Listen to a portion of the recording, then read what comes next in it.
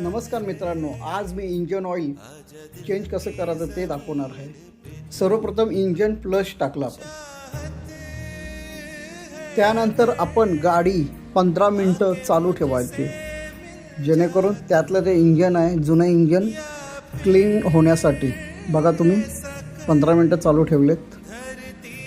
आता 15 मिनिटं झालेत, आपण आता जुनं इंजन ऑइल काढून आणि ते चेंज करूया। आपण सर्वप्रथम इंजनचं नट खोलून व्यवस्थित इंजन ऑइल काढून घेऊ। त्याच्यानंतर